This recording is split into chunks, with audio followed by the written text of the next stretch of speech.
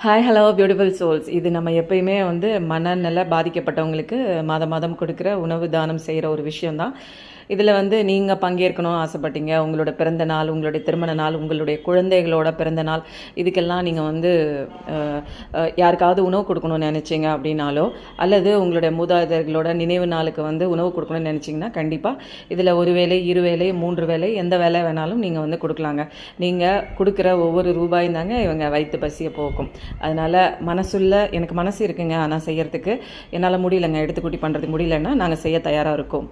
அதுக்கப்புறங்க உணவு தானம் கொடுத்துட்டு நான் வரேன். நம்மளுடைய மயில், வேலும் மயிலும் துணைன்னு கண்டிப்பாக போடுங்க. நம்மளுடைய மயில் ரொம்ப சத்தம் போட்டுகிட்டே இருந்துச்சுங்க.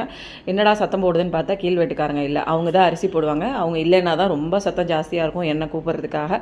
நானும் காலையில் படி இறங்கி போய் அழகாக கப்பில் அரிசியெல்லாம் கொட்டிட்டு, பச்சரிசி தாங்க ரொம்ப பிடிக்கும், கொட்டிட்டு அப்படியே சைலண்ட்டாக வந்துட்டேங்க. அதுவே மேலே இறங்கி கொஞ்சம் கொஞ்சமாக சாப்பிட்டுச்சு.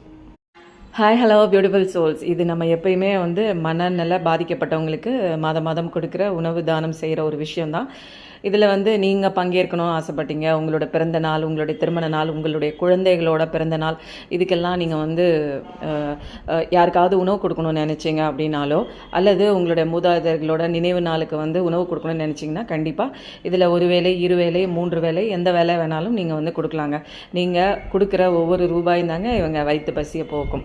அதனால் எனக்கு மனசு இருக்குங்க, ஆனால் செய்கிறதுக்கு என்னால் முடியலைங்க, எடுத்துக்கூட்டி பண்ணுறதுக்கு முடியலன்னா நாங்கள் செய்ய தயாராக இருக்கோம். அதுக்கப்புறம் உணவு தானம் கொடுத்துட்டு நான் வரேன். நம்மளுடைய மயில், வேலும் மயிலும் துணைன்னு கண்டிப்பாக போடுங்க. நம்மளுடைய மயில் ரொம்ப சத்தம் போட்டுகிட்டே இருந்துச்சுங்க.